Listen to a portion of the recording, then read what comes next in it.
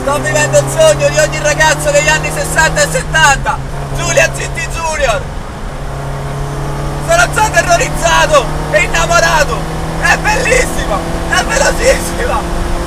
Non ci riesco ad andare piano, è una furia. Non so neanche a quanti giri sto andando perché il contagiri fa quello che vuole. Tutta la macchina fa quello che vuole. L'entrata in curva è un'esperienza devastante. Avrete paura fino a metà curva, dopodiché vi renderete conto che la macchina sa perfettamente quello che sta facendo, al contrario di voi, che non avete la minima idea di quello che state facendo. La macchina va più o meno da sola, funziona così, voi la buttate dentro, tutti contenti, che vi sentirete d'oro zeccoli. A metà curva lei dice no, credo che tu abbia sbagliato, adesso la riprendo io. La riprende, voi capite che avete sbagliato e le date ragione, e uscite come dei fulmini.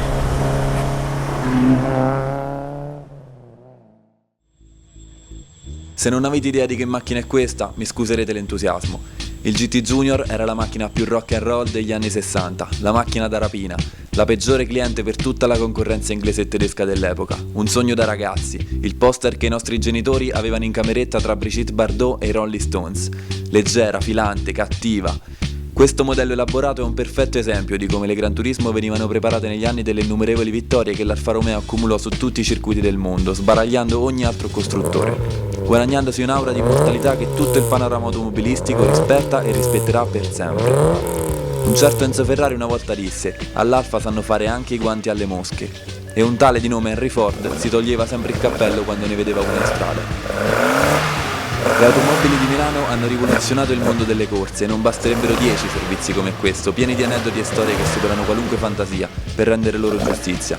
Non ho certo io la pretesa di raccontare in 10 minuti oltre 100 anni di passione e gloria. Dunque lascerò questa la macchina a parlare.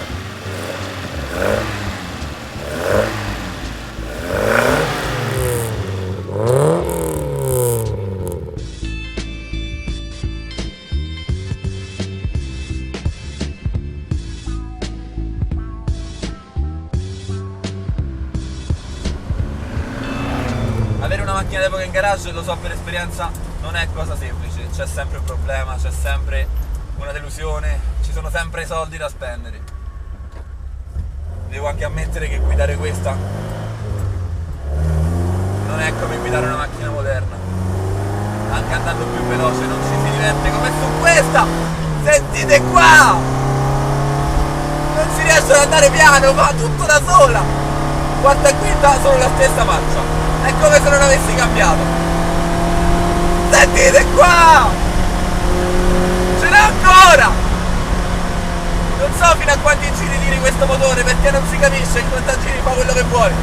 Le ruote fanno quello che vogliono. Non va dritta. Con le semislick è ancora peggio. È come stare sopra un calabrone impazzito senza il minimo controllo.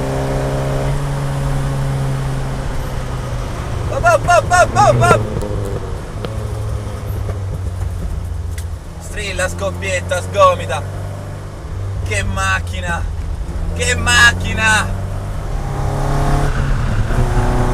Vi ritrovate in galera appena uscite dal garage. Chi è nato da poco o chi ha scarsa memoria, parlando con un alfista, si domanda il perché.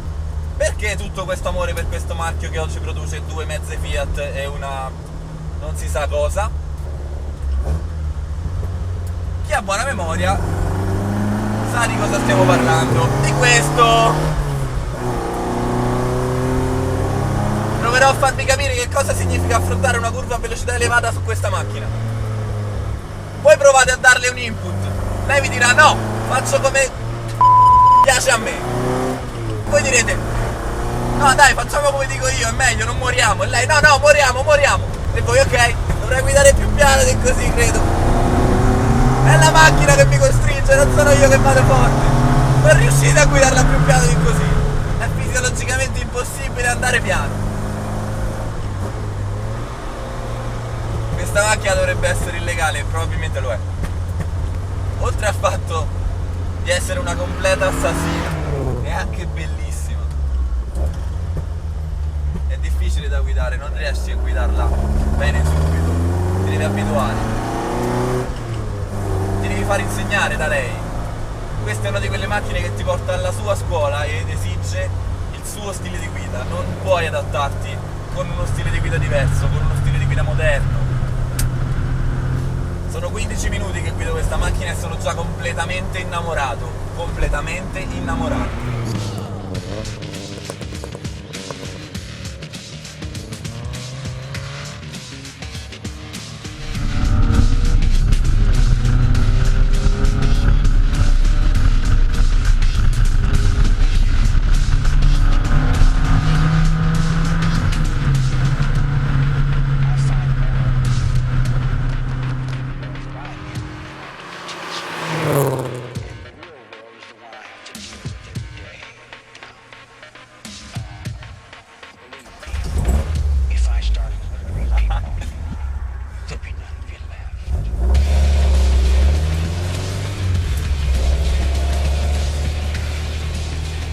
Junior 1003 usciva di fabbrica con 89 cavalli su un peso di 930 kg all'incirca. L'esemplare specifico che sto provando oggi, che sta provando ad uccidere me, è del 1968, probabilmente l'anno migliore, quello più ricercato. La macchina ha la pedaliera bassa che viene da sotto e il cruscotto piatto. Il primo modello di GT è soprannominato Scalino grazie a quel dislivello che avete visto tra i due fari davanti alla fine del cofano. Comprare oggi un GT Junior 1003 come questo e trasformarlo come è stato fatto su questo per la pista, con un motore 2000 e un cambio 1003 corto, un ponte 841, semi slick da 14, verrebbe a costare intorno ai 20.000 euro. Con 15-16.000 euro si prende una macchina già elaborata in questo modo.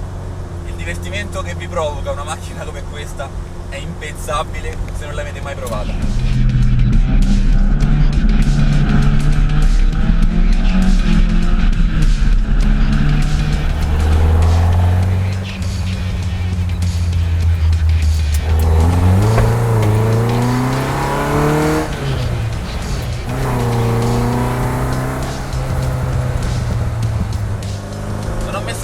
Perché questa macchina non ha le cinture. Ora andare ipoteticamente a 200 all'ora con questa senza cinture negli anni 60 era possibile. Oggi spiegatelo a quelli che vi fanno la revisione che questa le cinture non le monta.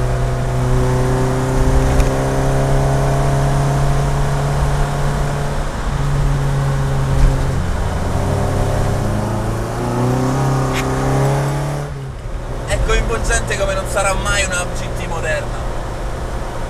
Va dappertutto tranne che dritta. Il volante è troppo grande, mi sbattono le ginocchia. È tutto scomodo, è tutto analogico, è tutto bellissimo. Il motore è un piccolo 2004 cilindri. Su questa macchina sembra di avere un V8. Per frenare bisogna spostare tutto il peso del corpo sul pedale del freno. Non è una cosa da tutti, questa è una macchina da veri uomini. Chi ha imparato a guidare con le macchine moderne e si ritrova su una di queste e crede di star rischiando la vita ad ogni curva. Non potete capire, non potete immaginare che cosa sia guidare una macchina come questa.